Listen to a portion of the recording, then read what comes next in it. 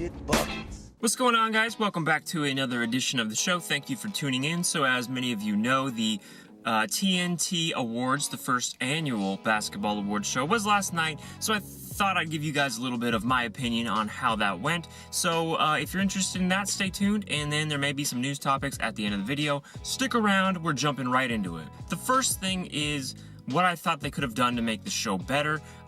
If it was me in charge, I would have not had a performance of Nicki Minaj. I probably would have cut out the skits. I probably wouldn't have had Drake as the host. I don't think I would have had all the unnecessary stupid awards, and I also wouldn't have had any fan voting. So all in all, if I could do it myself, it would look a little bit like this. Hello, I am Adam Silver. Welcome to the first annual NBA Awards show. The winners of the awards are Rookie of the Year, Malcom Brogdon. Sixth Man of the Year, Eric Gordon. Coach of the Year, Mike D'Antoni. Defensive Player of the Year, Draymond Green. And Most Valuable Player, Russell Westbrook. Thank you for tuning in to the 2017 NBA MVP Awards show. We'll catch you next year. I was very cynical about the show. I wanted to hate it. I didn't totally hate it. I'm sorry. But I tried to hate it as much as I possibly could.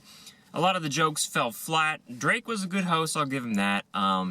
But there are a few things about the show that I want to comment on. Not the awards themselves, because the awards were pretty much set in stone in, like, I don't know, March.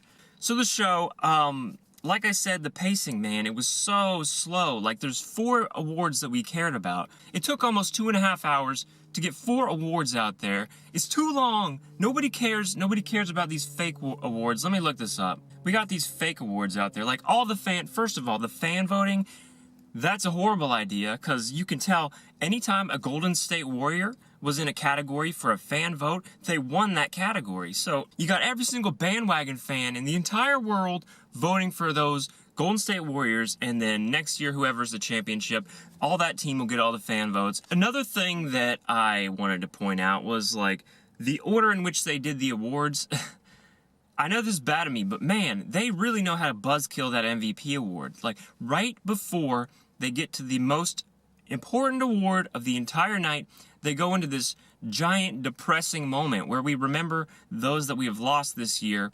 They took a long time to do that, and it's like by the time they got to the MVP, I was like, man, I don't even care anymore about the MVP, man. Look what happened. Look what happens in the real world. Look what we lost. Oh yeah, let's do the MVP awards. Just a second, we gotta talk about the DPOY. Some dude left Draymond Green off of his listing for the Defensive Player of the Year, but he put Isaiah Thomas second team all defense with Steph Curry. What is this guy doing? Who gives these guys the votes? Like, they should let me vote if they're gonna give these clowns votes. But I also want to say that my opinion of voting for at least the Defensive Player of the Year, I think the players should vote for that, man. The players are the ones who are playing against these guys. They should tell them who they thought was the hardest to play against. Another thing I noticed were the only people in the audience were the winners of the awards.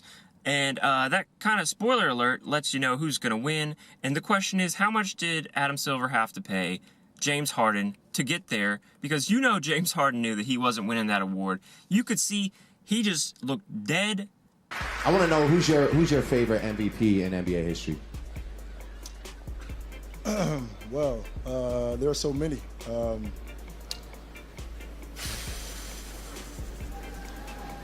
Okay. Out of it all night. He's like, man, this sucks. This sucks. I'm losing this award. Man, Adam Silver's lining my pocket to be here.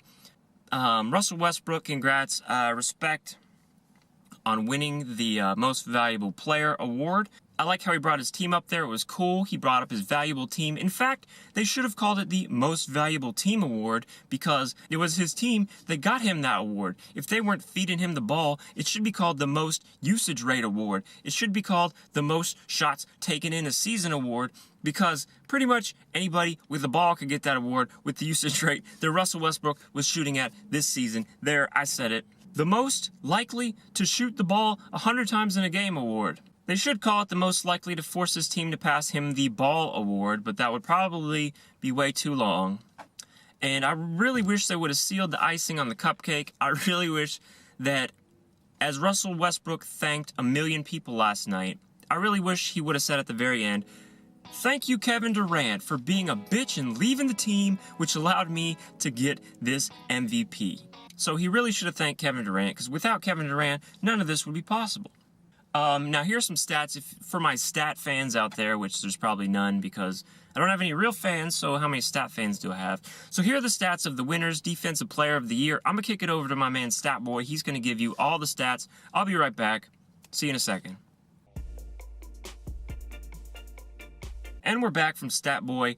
Another thing that I noticed is they made up a lot of awards. Like, how many Life Achievement Awards does Bill Russell need? He's got more Lifetime Achievement Awards than he has rings. The dude's got about 100 Lifetime Achievement Awards. Anytime in the NBA they need to kill some time, they throw in a Lifetime Achievement Award to Bill Russell. At this point, I think it's Bill Russell's the only guy who accepts it because he's so old, he's got nothing else going for him. So he's like, yeah, I'll do another award show. And the thing about it is the awards, like, they were getting kind of generic. Like, they should have had an award called the Most Lookalike to LeBron James Award. The Most Kevin Durantiest Award. Most likely to win a Steph Curry Lookalike Contest Award. Like, they just need to throw in all these other crazy awards so they'd get these big players to show up instead of these dumb awards like the Sixth Man of the Year Award. Nobody wants to see Eric Gordon. We don't care about that. Alright, so this is kind of important. Just recently, Woj has said that the Celtics are, he said, I don't know how he said it specifically, but Wojnarowski said that the Celtics are working out a trade to get both Gordon Hayward and Paul George. So, yeah, we've had a lot of speculation on where Gordon Hayward and Paul George are going to go in this offseason. If the Celtics land Paul George and Gordon Hayward and they don't lose their Defensive Player of the Year, Isaiah Thomas, I'm pretty sure that that will be a Eastern Conference contender. Because, as you saw, the Pacers, they gave the Cavs the most trouble in the playoffs, besides, of course, the Golden State Warriors. But the Pacers gave them the hardest challenge. Even though they didn't win a game, all the games were the closest with the Pacers. That might have been Paul George's doing, and Paul George at LeBron James. Then you got Gordon Hayward. If they keep Isaiah, Al Horford, and then, I don't know, throw in, if they got Avery Bradley, they don't have to give up too much for that. And they need to dump Jaylen Brown and dump that third guy, whoever they drafted, whatever his name was. I did a video the other day. You can check it out in the links somewhere. Solid team, contenders, yes. I'm claiming it right now.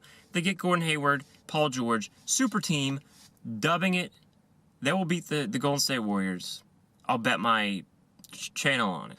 Anyway, that's all I got for you guys today. All in all, I thought the award show was good. It's like a vacation. You wouldn't want to live there, but every now and then it's okay to go visit. I was thinking, wow, this show would be great if this was the one and only show they ever did. I never want to see this again. But, of course, I'm going to watch it next year because Adam Silver loves the Benjamins. He's like Benjamin Button.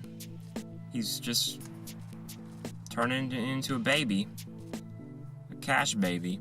Anyway, it's too hot in this car. That's why I do the shows inside, because it's hot in the car. And I'm doing the show in the car because I'm enjoying a lunch. So I'll catch you guys in the next video. As soon as that news updates, I'll be out there. Thanks for tuning in.